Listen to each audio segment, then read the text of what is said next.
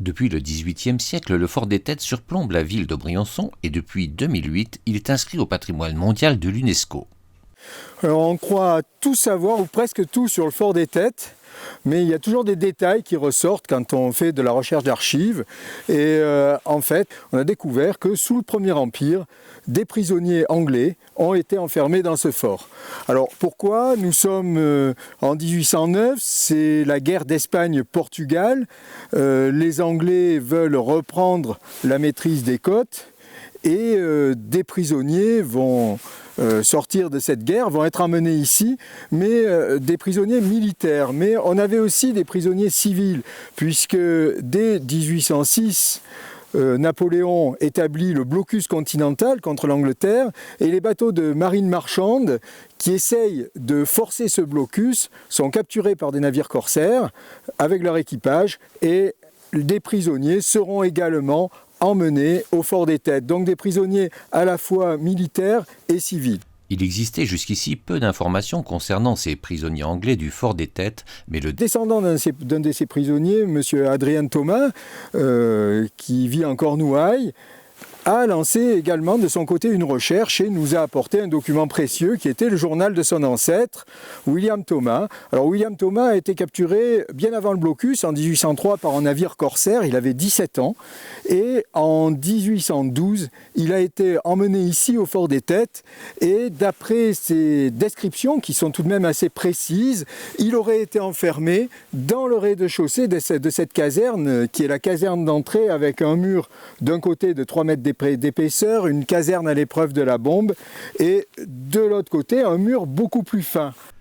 Alors, comment occuper ses journées quand on est prisonnier au fort des Têtes ? Évidemment, ces prisonniers vont tenter une évasion. Alors aujourd'hui, le temps est particulièrement propice à la description, puisqu'ils commencent à creuser contre la fenêtre et, malheureusement pour eux, dans la nuit, la sentinelle se trouve dans une tempête de neige, à froid, et commence à faire les 100 pas le long de la caserne.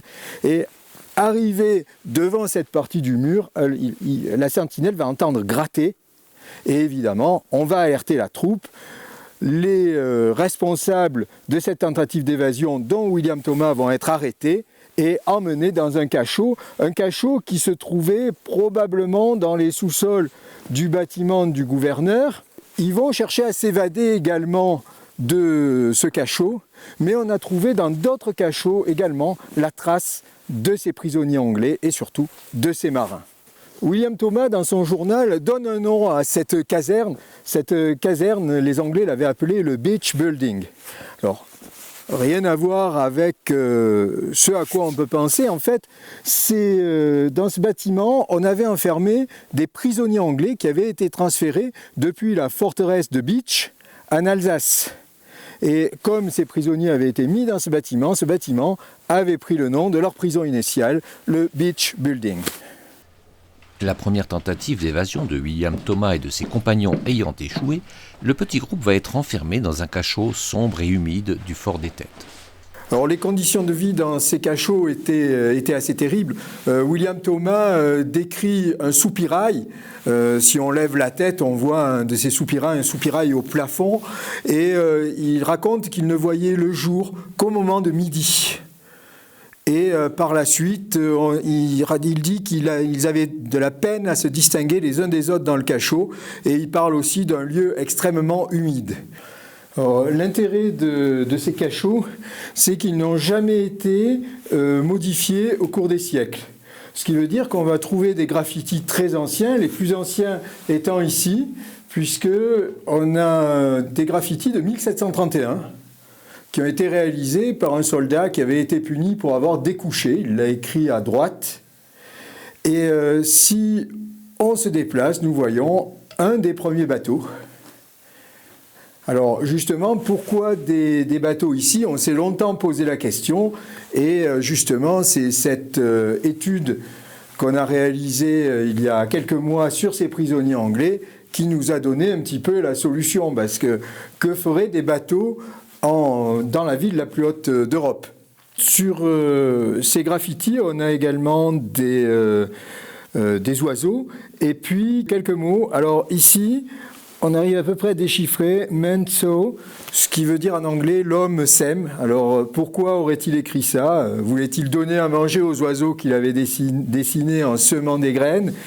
On a également ici une inscription Verdun. Alors il faut savoir que certains officiers qui ont été enfermés au Fort des Têtes ont été par la suite transférés à Verdun. Alors est-ce que l'un d'eux aurait voulu indiquer son lieu de transfert? Et ici on a un nom à consonance française, Maisonneuve.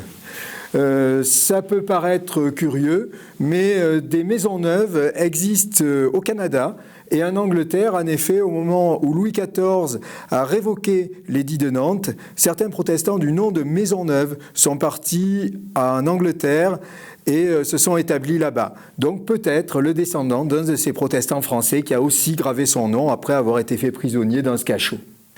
Alors, ce n'est pas probablement de ce cachot que William Thomas s'est évadé. Il s'est évadé d'un autre cachot dans le bâtiment du gouverneur, certainement, mais on peut aller voir aussi à l'extérieur par où ils se sont probablement évadés et la suite de leur périple.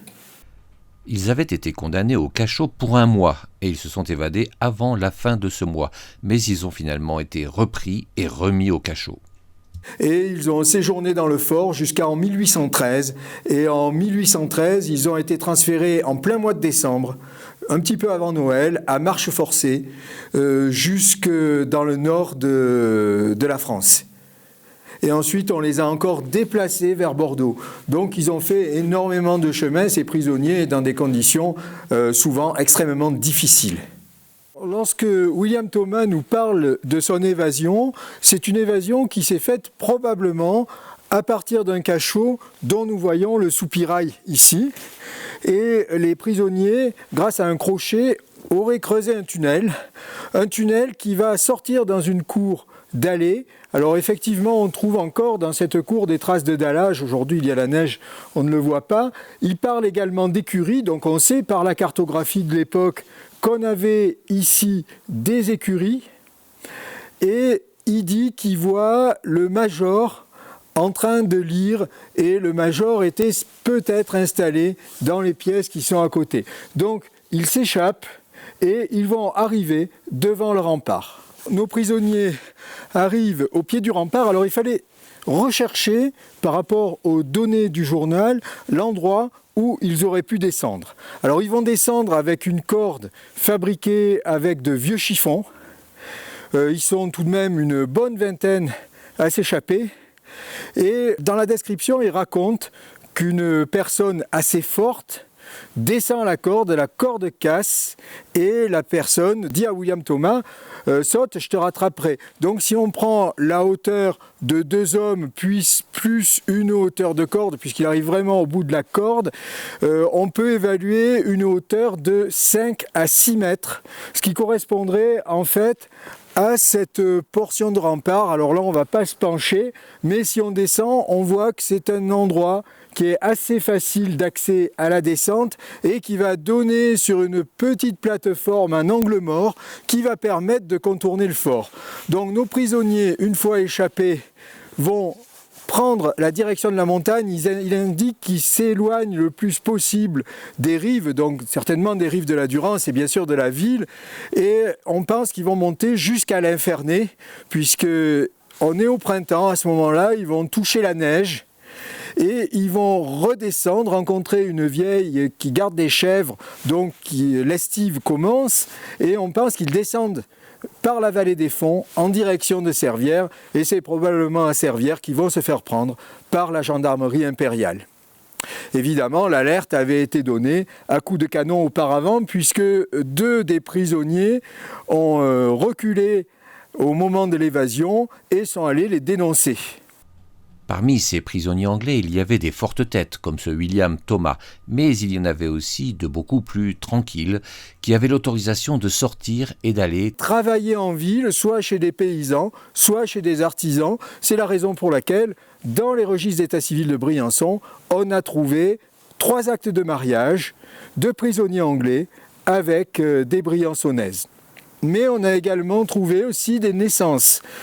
Certains prisonniers, notamment des prisonniers civils, avaient été amenés ici avec leurs femmes. Alors eux n'étaient pas emprisonnés dans le Fort des Têtes, mais restés en ville.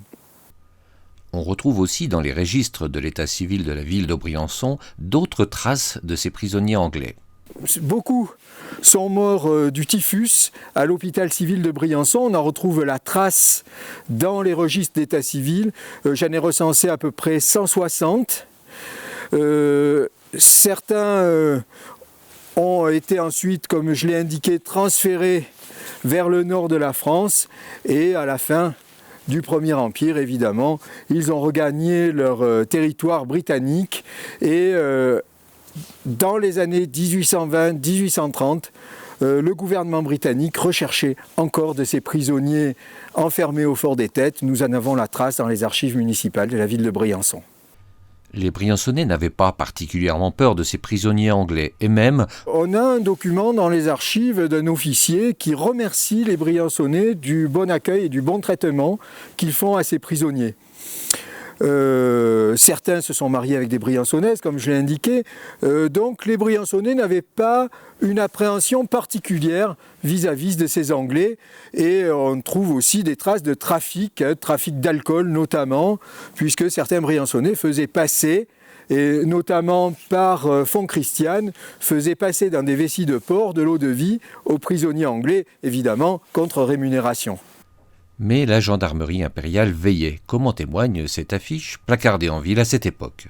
Évidemment, nous sommes en période de guerre et la gendarmerie impériale a ordre de rechercher ces prisonniers. Je peux d'ailleurs vous lire un petit extrait de l'affiche. Alors voilà ce qui est dit. L'empereur, dans sa profonde sagesse, a ordonné l'établissement à Briançon d'un dépôt d'Anglais fait prisonniers pendant la guerre d'Espagne. Et un petit peu plus loin, s'il en était qui parvinssent à s'échapper, leur évasion serait annoncée par le canon de la place ou des forts. On les reconnaîtrait à leur accent, à leur air étranger et à la frayeur qu'inspire aux lâches le nom français.